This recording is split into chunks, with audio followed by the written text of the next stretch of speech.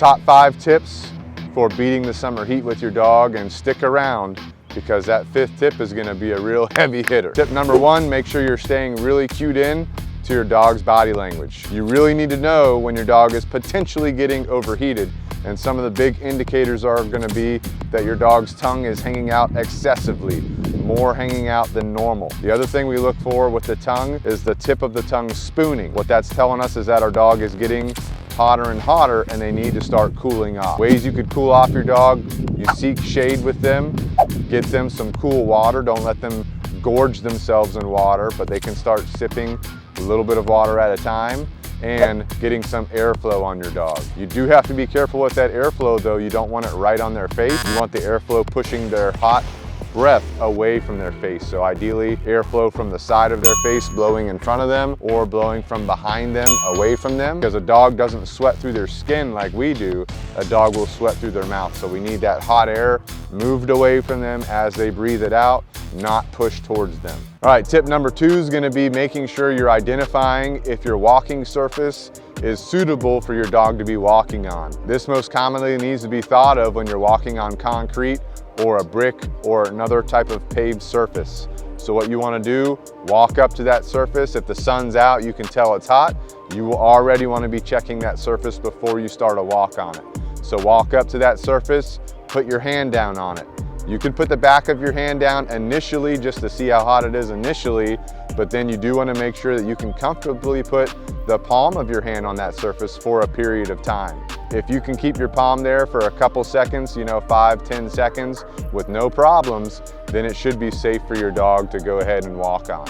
Tip number 3 is going to be modifying your activity when it's hot, or limiting your activity. Depending on your routine, depending on your schedule, if you're trying to work with your dog in the heat of the day during the summer, you might have to modify what you're doing. Some ideas of things that you could be doing: you could do some water-based training. You go to your local beach, you go to your local lake, maybe you have a pool, you do some water-based training with your dog. If your dog's not comfortable in the water, you're gonna socialize them to the water, get them used to being around it. Also, swimming in the water. Swimming is a great exercise for your dog. It alleviates a lot of pressure on their joints, really good cardiovascular and strength building work, just like it is for us.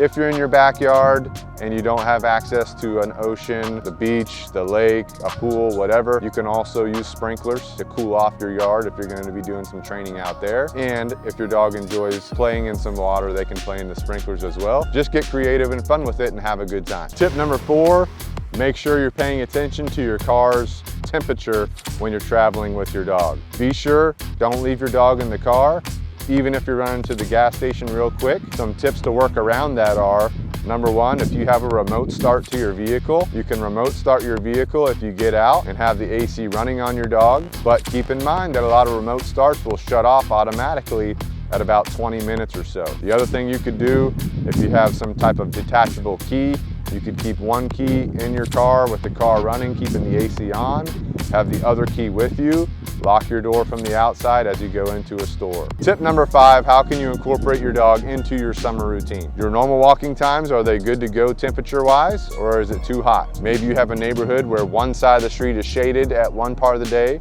the other side of the street is shaded at another part of the day. Use that to your advantage. You've really got to pay attention to where the shade's at now that it's summertime, now that the heat's coming out, and making sure that you've got your dog and their well-being in mind. So all these tips and tricks, they come in combination as you're building out your summertime routines, which you're probably going to modify from your wintertime routines just based on the heat and temperature threats that are potentially out there. Don't forget, pay attention to your dog's body language. Make sure you know when they're getting too hot and take action immediately to help them work through that.